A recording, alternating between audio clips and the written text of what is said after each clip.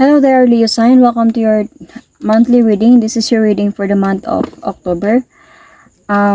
Leo, hindi lahat ng Leo maka-resonate sa reading na to. So, takes what resonates and leave the rest. So, Leo cross-watchers, pwedeng kayo to at hindi sila Leo signs, okay? So, put yourself in a situation kung saan kayo naka-resonate. So, Leo, if hindi kayo naka-resonate sa reading na to, please to check your other placements, your sun, your moon, your rising, and your Venus sign. Dahil pwedeng doon kayo maka-resonate. So, Leo, even if naka-resonate kayo sa reading na to, still do check your other placement. Dahil pwedeng makontinue doon yung reading niyo. However, maka-resonate pa rin kayo. So, let's start, Leo. Anong kailangan nyo mga laman this month of October for your relationship, your love life? Okay, so let's see. Let's start, Leo. What is happening right now? Okay, so, Leo. What is happening right now, Leo? This is for Leo. Sun. Oh, there is a decision. Sun, Moon, Rising, Venus sign. Okay.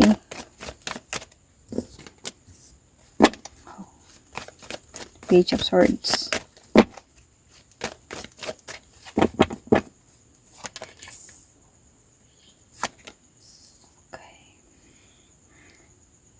Page of Swords. Right now, Leo.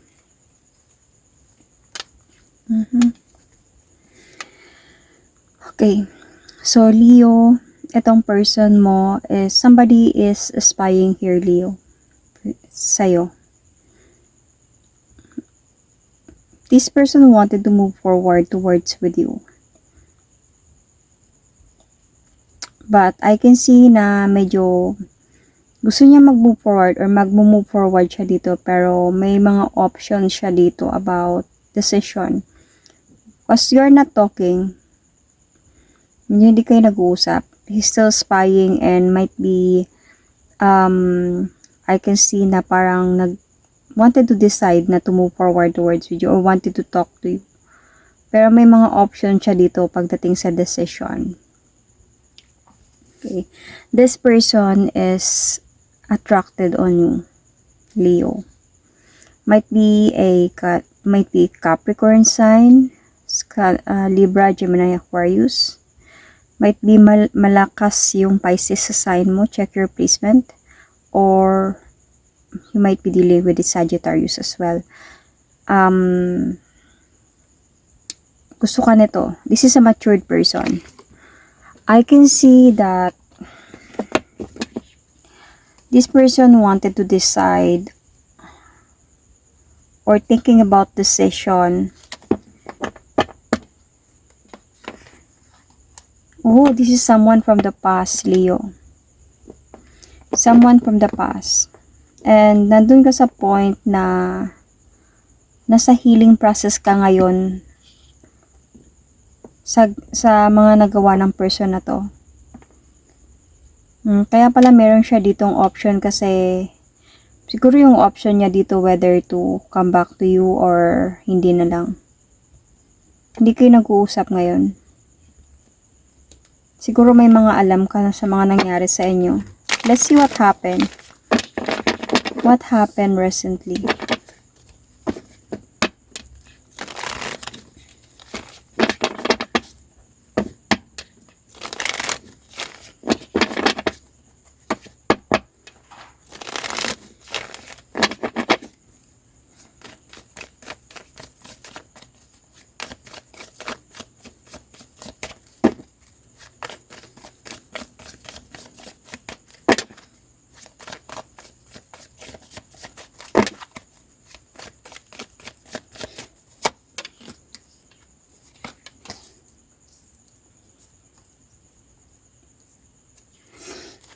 Okay. So, itong person na to, nagkaroon ng clarity sa'yo na nagkaroon siya ng iba recently. Kaya, naghiwalay kayo nito. Hindi kayo nag-usap. And, maybe this time, he wanted to offer you a new beginning. Okay? Siguro itong person na to nag-offer din sa'yo before ng new beginning. Parang mag-grow pa yung relationship ninyo. But the problem here is yung promise niya, hindi niya natupad. So, dito ka parang na bad trip. Dito ka parang na-disappoint and hindi mo na-appreciate yung mga nangyayari sa relationship ninyo. Hindi ka naging masaya because of like, hindi niya natutupad yung pangako niya sa'yo. And one thing, may pinagkaroon ng clarity dito about having another person in this person's life. So, kaya nangyari na naghiwalay kayong dalawa. Okay? So, you might be married from this person or it's either this person has a past marriage. So, takes what resonates, okay? So, kaya this time, you are not talking. So, gusto niyang bumalik sa'yo. Gusto niyang kausapin ka pero hindi kayo nag-uusap because alam mo na yung mga nangyayari. So, nasa kanya yung parang may option siya about decision. Kakausapin ka pa ba? Tutuloy niya pa ba to? Or hindi na lang? Ganon. So, let's see about the feeling of this person. Cancer, Scorpio, Pisces is here. As I said, Sagittarius sign is here. Also Aries, Sagittarius, Leo. Same Leo sign is here. Or might be this is you, Leo. So, ano yung feeling ni person dito?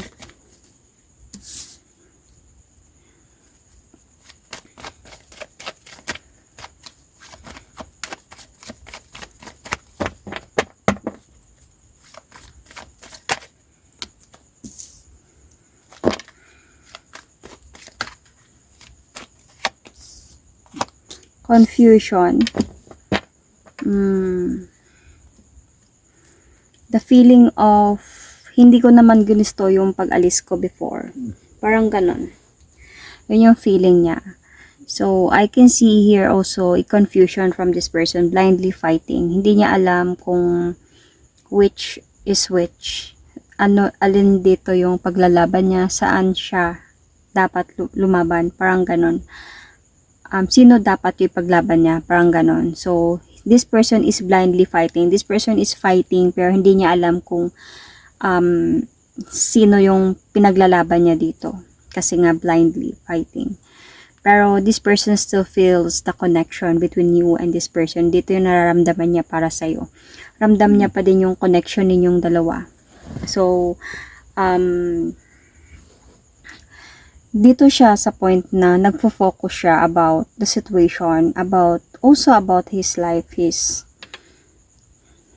this time na siguro nagpe-prepare siya dito para bumalik sa'yo. But, hindi siya sure talaga about this. Kaya nga may option sa kanya dito. Kasi hindi siya sure sa inyong dalawa. Kasi nga may nangyaring cheating before.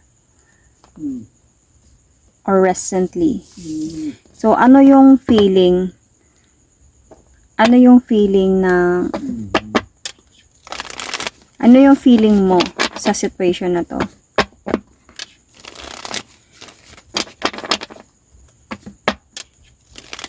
Ano yung feeling mo sa person mo? So, what is your feeling here, Leo sign? Ano yung nararamdaman mo about your person this time, about your situation? Disappointed, tired, and you wanted to move on. This is the Leo personality. Yes. So, hindi mo talaga na-appreciate yung mga ginawa ng person mo. And napagod ka din talaga lumaban sa relasyon na meron kayo since before you wanted to have a new beginning with this person. Napagod kang lumaban. Naghintay ka din, however, kung kailan siya might be bumalik or magbago, something like that. So, you wanted to move on. You wanted to focus on your life, your goals. You wanted to be someone na makikita niya kung ano yung worth mo. I mean, yeah, you wanted to be like that. And you wanted this separation. So, this is what you feel. This is what you feel towards your person. You wanted to move forward and never look back. You wanted to be happy. Okay? Yun yung gusto mo. And gusto mo na lang talaga dito na wasakin yung sa inyo at umalis na lang and to heal from your relationship or pagsasama. So, ano yung kailangan malaman mo this month of October?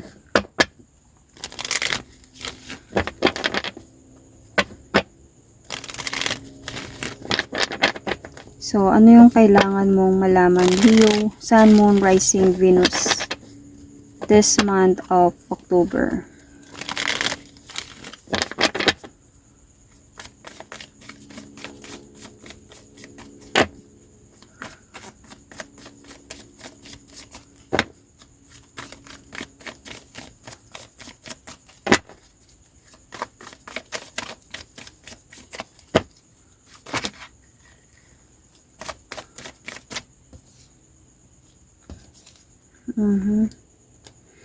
So, this month of October, Leo, you are here. Baka malakas din yung Libra tsaka Taurus sa sign mo, okay? Check your placement, guys. You already have decided talaga na you really want to move on. Self-care, self-love. To rebuild yourself again. To bring back your power. So, this is what you want and gagawin mong lahat. You will going to gain your strength na makuha mo to ulit. Na makapag-move on ka ulit. You will going to guard yourself from this person this month of October. Kasi nga may balak siyang bumalik, 'di ba? Pero hindi pa kayo nag-uusap nito. Baka pakiramdam mo or baka nagpaparamdam niya siya dahan-dahan nagdesidido ka na you're going to guard yourself from this person. Okay? So, but this person this month of October could be we're going to communicate with you. Yun pala yun. So, wanted to come back to you to offer you a new beginning. To offer you victory. Okay? To offer you relationship, commitment again. Okay? Pero, adun ka na kasi sa point of it's too late. And this is the Leo personality. Ayaw kasi talaga nila ng ganito. Ayaw ng mga Leo ng ganito. Ayaw nila yung hindi sila pinipraise ng mga person nila because Leo, kahit pa sabihin ninyo hindi naman ako ganon, Leo really loved that their person will going to praise them, to be so loyal to them. Because Leo are queen. Leo is the lion, the king of the jungle, the queen of the jungle. So they have this personality of being the queen of someone's life only. So, this October, meron na talagang decision sa'yo, Leo, na no anymore. Wag na. Yon, parang ganon. Willing na ako to move forward. Willing na ako to walk away emotionally. So, let's see more of this outcome.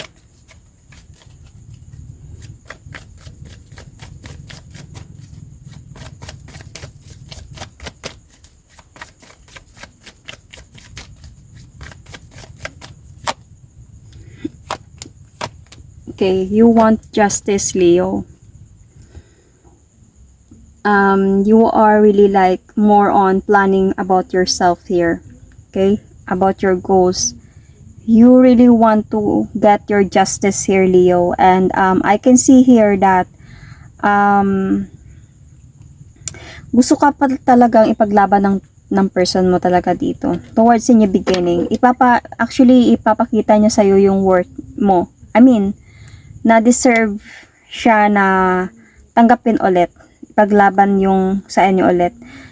Even nakikita ko dito, Leo, this person is really like wanted to come back to you talaga. Na magkabalikan kayo ulit. Pero I don't think so. For you, Leo, nakikita ko talaga sa iyo dito that you just want justice and I want to move forward. So, I'm going to pull an oracle card. And this oracle card is a message from your angels. So, let's see. I'm going to pick one, which angel, and ano yung message niya sa inyo, mga Leo sign. So, this is a message from Angel Akasha. You are a spiritual teacher. You have the ability to counsel others and help them awaken their spiritual gift. and divine life mission. So, I can see Leo, meron malakas sa inyo dito na water signs sa placement ninyo. So, check your placement because these are most of the time na ito yung power ng mga water signs, especially sa moon sign ninyo, okay? Check your moon sign. Might be you have a Cancer, Scorpio, Pisces moon in your chart, Leo. And this is not about actually your reading. Wala naman siya connected, but this is connected to you. About your personality, about what you can do. Okay, so Leo, this is my reading for you for the month of October. Thank you and God bless.